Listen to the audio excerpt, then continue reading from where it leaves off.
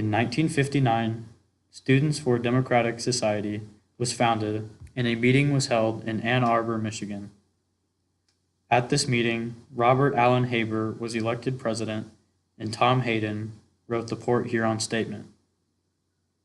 For handing out these pamphlets, California Berkeley said things that discouraged the idea of politics on campus.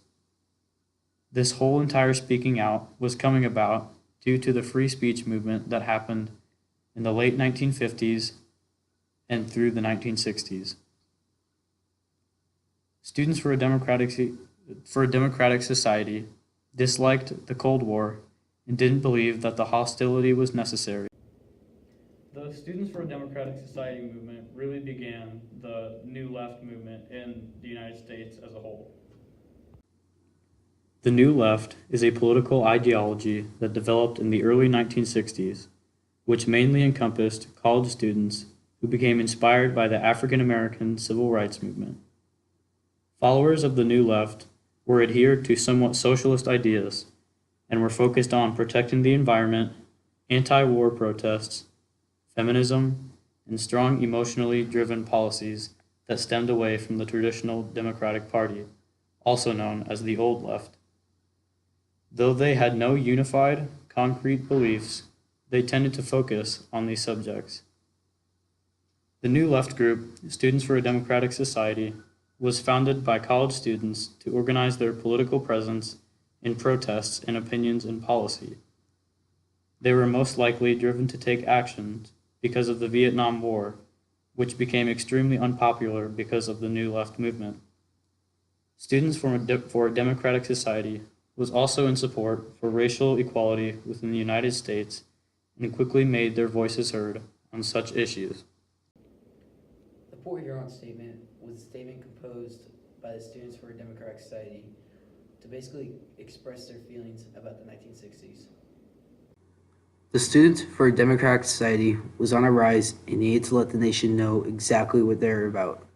Students from the University of Michigan gathered in Port Huron, Michigan, to determine just what America needed to know about them and what they wanted. Well-known social activist Tom Hayden coordinated the meeting and became the driving force behind the creation of the Port Huron Statement. Tom Hayden and other students present at the meeting began stating the problems of the American life in the eyes of their new generation. They pointed out how their generation grew up believing America was unstoppable and invincible, being the only one with the atomic bomb and being able to help anyone they could. They believed America could use its wealth and power to influence the world with American values of freedom and equality for everyone. Next, they realized that America was not following their own values of freedom and equality and noticed the heavy segregation and awful racism that happened in the nation. They saw how weak America really was, and that because of the Cold War, they knew they could die at any instant because of nuclear bombs. Hayden and the other students continue to show how America no longer follows their own values, and they demonstrate how values in America could be relieved. This speech vitalized the movement of the Students for a Democratic Society and helped them pursue their ultimate goal. The free speech movement was a movement conducted by college students around the nation to fight for their free speech in political activities. One of the biggest issues that Tom Hayden and the students listed in the Port Huron Statement was the widespread segregation and awful racism in the United States. The Students for a Democratic Society started their fight against segregation after incidents occurred on February 1st, 1960, with Joseph McNeil, Franklin McCain, David Richmond, and Ezel Blair walked into a whites-only restaurant and demanded service from the restaurant. The restaurant denied their request, and the students sat in the restaurant protesting their service. Sit-ins in restaurants continued to grow, and students all over the South were protesting restaurant services. As sit-ins grew in popularity, a conference was formed in April of 1960 by Martin Luther King Jr., the famous activist. He called it the Southwide Student Leadership Conference on Nonviolent Resistance to Segregation. Dozens of students in the South came together to discuss their roles in the movement for civil rights. This conference soon formed into a more structured committee called the Student Nonviolent Coordinating Committee, also known as the SNCC. One of the things the SNCC coordinated were freedom rides in support of Rosa Parks. After Rosa Parks stood up for her rights and did not give up her seat to a white person on a public bus, students all over the South followed her example and filled dozens of buses with African American students and refused to exit the buses. Unfortunately, one of these freedom rides led to a brutal beating to African American students from the white supremacists. A bus traveling from New Orleans to Washington, D.C. was stopped by a group in Anniston, Alabama, and the white supremacists there beat the bus with whatever was in their hand. They soon opened the doors, dragged students out of the bus, and beat them with pipes, sticks, and wood. After they were done beating the African American students, they lit the bus on fire to show their power. Students for a Democratic Society were also active in the civil rights movement, participating in peaceful protests. One of the largest incidents that occurred involving students and their freedom of speech was the Berkeley incident. The incident started dating back to the 1950s when Senator McCarthy, a senator from Wisconsin, gained public recognition for claiming that a large number of people involved with the government were in fact communists. His claims about the government worried everyone from the government to the general public. After the claims were released, the University of California, Berkeley became extremely worried of communism infiltrating their university. In order to protect themselves and the students, the university decided to harshly limit the students' freedom of speech and did not allow them to participate in political activities on and off campus. When the 1960s came around, students began to ignore the rules placed on them, and professors helped students exercise their freedom of speech and practice their political views off of campus. Soon, students were being recruited by various organizations to help protest against various things, and soon dozens of students of the University of Berkeley were arrested because of these organizations. After learning about this, the University of California, Berkeley ordered students to no longer participate in any political activities near the campus. After hearing the news, famous activist Mario Savio and almost 500 other students marched to the University of California, Berkeley's administration building in protest of the new ban. Other recognized organizations joined the protest and forced the university to make a compromise.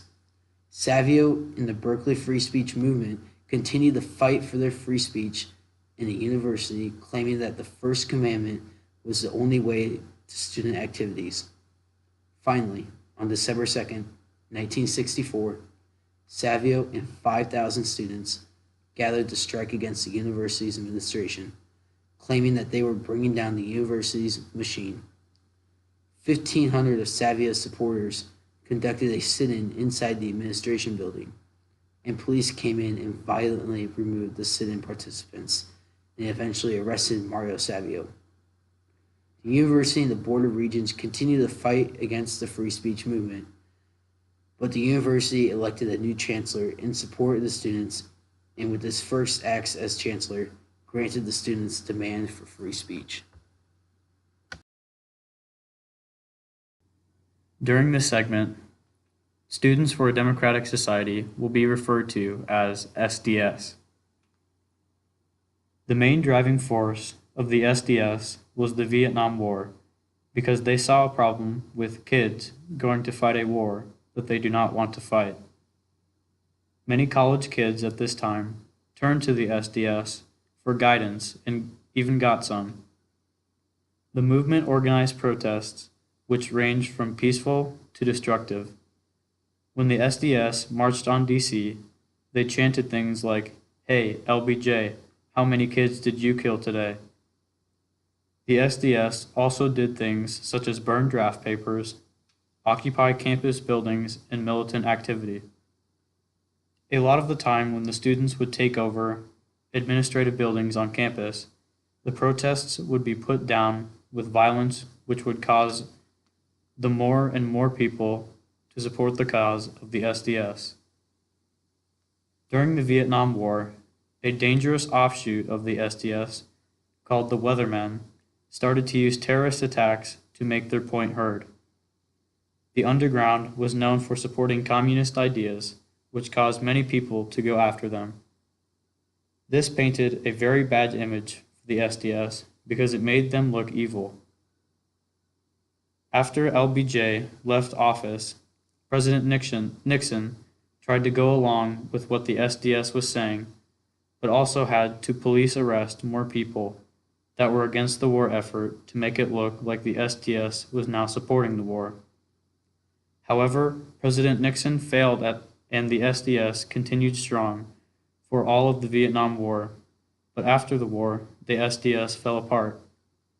The problem was that the movement had so much behind the war that when it ended, most of the members couldn't find a reason to stay, so they left because the war was the only part of the movement that they really supported.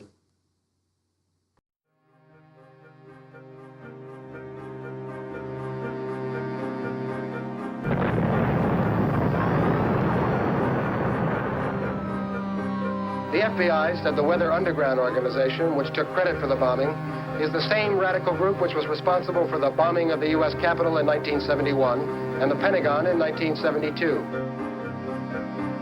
Hello. This is the first communication from the Weatherman Underground. I'm going to read a declaration of a state of war. Kids know the lines are drawn. Revolution is touching all of our lives. This system is going to be overthrown. It's going to mean a fight. And it's going to mean a lot of white people risking a lot of things. Don't ever say we're going into a revolution. We're in a revolution. Now the question is, who's going to win it? Freaks are revolutionaries, and revolutionaries are freaks. Within the next 14 days, we will attack a symbol or institution of American injustice.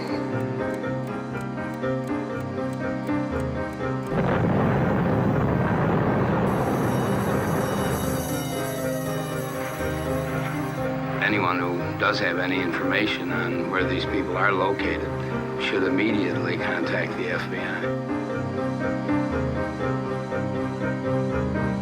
There's no way to be committed to nonviolence in the middle of the most violent society that history's ever created. I'm not committed to nonviolence in any way. When you feel that you have right on your side, you can do some horrific things.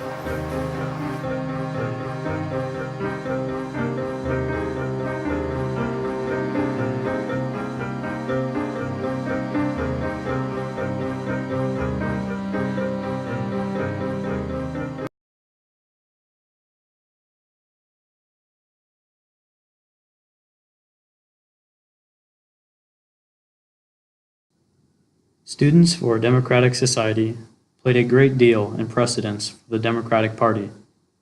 It inspired a generation of young, radical thinkers to speak out and take action against traditional American values.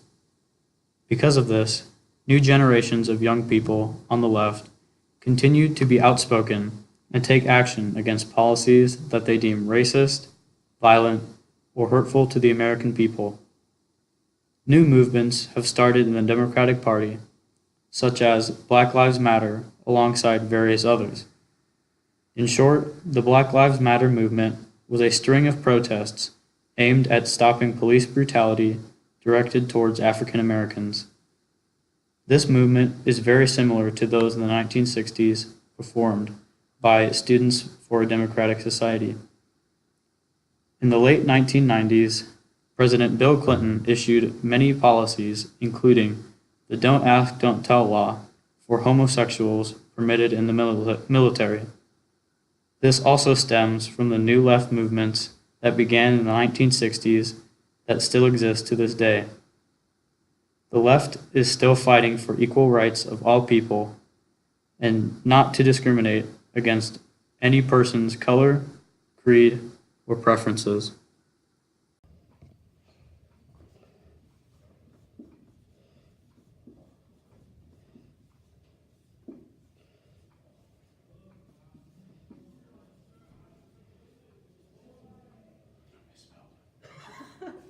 And it's like high to the left.